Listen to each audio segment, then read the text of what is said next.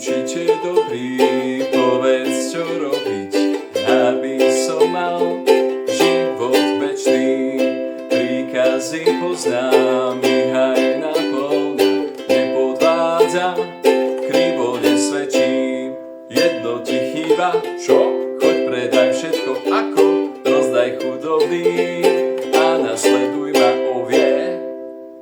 rozdaj chudobným. Keď toto počul mladík, tak ostal smutný, lebo mal veľký majetok, ale iný mladík, Magnus, keď mal 19 rokov, sa stal rybárom. 6 rokov rybárčil, tam spoznal svojich priateľov, kamarátov, s ktorými myslel, že strávi celý svoj život aj v okruhu svojej blízkej milovanej rodiny, v svojom milovanom Škótsku.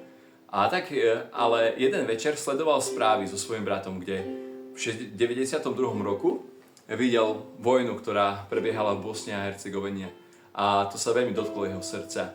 Rozhodol sa, že chce byť tam, že chce pomôcť tým ľuďom.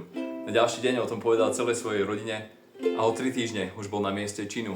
Hľadiac do očí deťom, ktoré prišli o svojich rodičov, vidiac matky, ktoré prišli o svojich manželov, sa rozhoduje, že takto bude pomáhať ďalej. A keď sa vracia domov, zanecháva prácu, predáva svoj dom, rozhoduje sa, že bude robiť to, čo má zmysel. Bude robiť to, čo naplňa jeho srdce. Ja aj ty môžeme byť šťastní ako Magnus.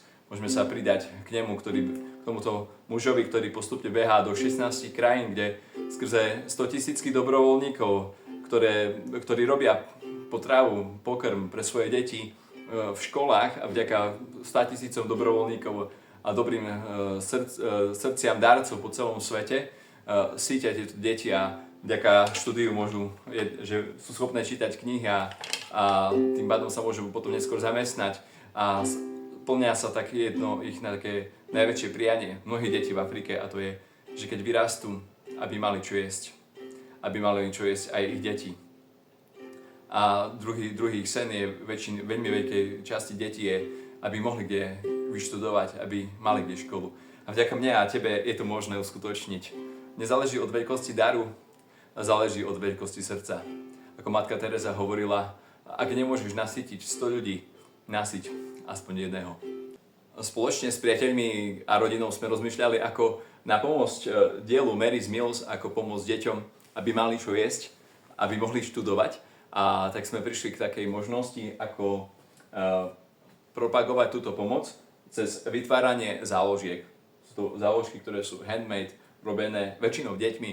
Sem tam môže to byť aj od nejakého dospelého, ktorý to chcel takto podporiť. A tieto záložky bude možné si zobrať na rôznych charitatívnych podujatiach, kde bude možné mať zbierku Mary's Meals. A teraz konkrétne tieto víkendy 17. januára bude mať spoločenstvo Dvaja traja ples, kde jednak bude možné prispieť na Mary's Meals na deti, aby mali čo je škole. A zároveň bude možné potom si zobrať rôzne záložky, ktoré tam naše decká vytvorili, aby takto pomohli týmto deťom, že by takto sa nejako odmenili tým, ktorí dávajú svoj dar. A zároveň bude možné tam prísť aj k jednej záložke, ktorú vlastnoručne podpísal náš eparcha Vladyka Jonáš, zároveň tam dal svoje venovanie. A táto záložka bude dražená na tomto plese spoločenstva Dvaja traja, tak kto chce 20, 30, dvíhať ruku, zaždiť adrenalín z takejto drážby, tak pozývame na tento ples aj kvôli tejto veci. Nielen sa zabaviť, ale aj koho si zachrániť. Kristus medzi nami.